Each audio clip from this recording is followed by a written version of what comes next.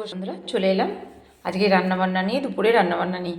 আজকে দেখো গলদা চিংড়ি বাজার করে নিয়ে আসা হয়েছে, গলদা চিংড়ি নিয়ে আসা হয়েছে। তবে এর মালাইকারি করবো না, মালাইকারিটা কমন রান্না হয়ে গেছে, একটু অন্যভাবে গলদা পোস্ত করব। পোস্ত পেঁয়াজ বেটে করবো, রেসিপিটা দেবো এইভাবে। এখনও জ্যান্ত, দেখছো নড়ছে কেমন চিংড়ি মাছটা, এই যে এখনও নড়াচড়া করছে, একদম টাটকা গলদা চিংড়ি। এগুলো কেটে ধুয়ে পরিষ্কার করে নেব, নিয়ে রান্নাটা দেখাবো।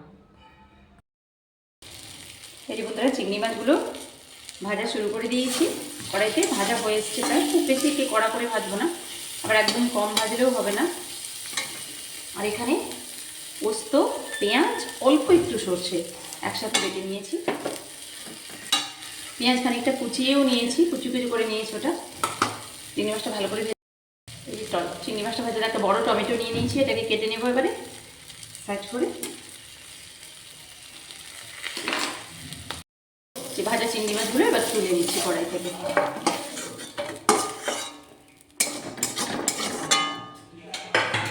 এবার এর মধ্যে খানিকটা সর্ষের তেল দিয়ে দেবো, এটা আমি সর্ষের তেল দিয়েই করছি।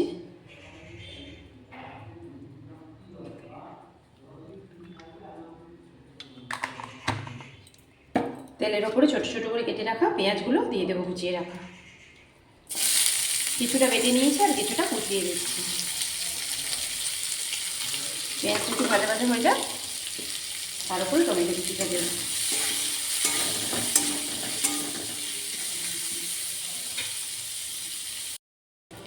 এই দেখুন পেঁয়াজটা লাল লাল করে ভাজা হয়ে যাবে, এবার এর উপরে টমেটোটা দিয়ে দেবো। এবার একটু ঢেকে দেবো, চটপট টমেটোটা মজে যাবে, একটু ঢেকে দেবো। বন্ধুরা টমেটোটা খুব সুন্দরভাবে নরম হয়ে গেছে। এবার এর উপরে আমি পোস্ত আর পেঁয়াজ বাটাটা দিয়ে দেবো। এটা মশলা কাঁচা গন্ধে না যাওয়া অবধি একটু কষাবো।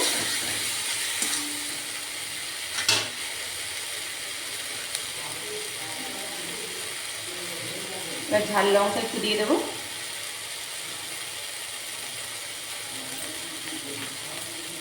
একটু কাশ্মীরি লঙ্কার গুঁড়ো দেবো, অল্প একটু হলুদ গুঁড়ো, সামান্য একটু জিরে পাউডার, এগুলো দিয়ে একটু কষিয়ে নেব। মশলাটা যাতে না ধরে যায় অল্প একটু জল দেবো।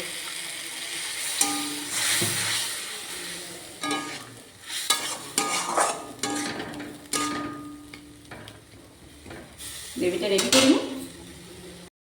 ঝোলটা ফুটে গেছে, এবার চিংড়ি মাছগুলো দিয়ে দেবো। একটু ভালো করে ফুটিয়ে নেবো, কারণ চিংড়ি মাছটা একটু ফোটালে টেস্টটা ভালো আসবে না। এটাকে একটু সিম ওভেন করে হতে দেবো। এটা বন্ধুরা রেডি হয়ে গেছে চিংড়ির পোস্ত কারি। সবসময় মালাইকারি খাই, নারকেলের দুধ দিয়ে একই রকম স্মেল হয়ে গেছে। এটা পোস্ত পেঁয়াজ বেটে আপনারা একটু করে দেবেন। খুব ভালো, গ্যাসটা আবার বন্ধ করে দিচ্ছি। এবার আমি এটা নামিয়ে দেবো।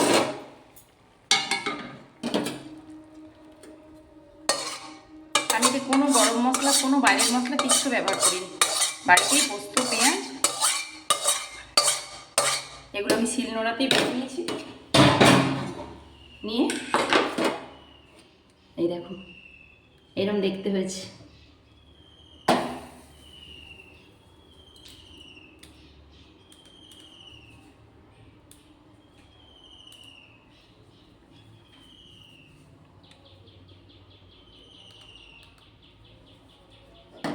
দেখে বলো তো বন্ধুরা, কার কার ভালো লাগে গলদা চিংড়ির এইভাবে পোস্ত কারি খেতে, কমেন্টে জানিও।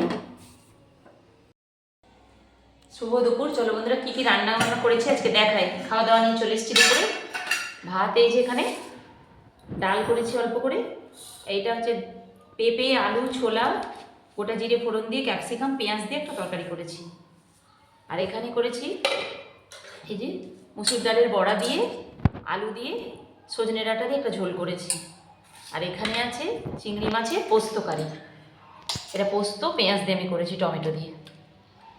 এই যে চিংড়ি মাছের কারি, গলদা চিংড়ি এনেছিলাম আজকে, তো এটাই রান্না করেছি আজকে। আর টক দই আছে এখানে সাথে, এটা আমার সব দিন থাকে, আজকে আর কিছু করা হয়নি, এই দিয়েই খাওয়া দাওয়া সব।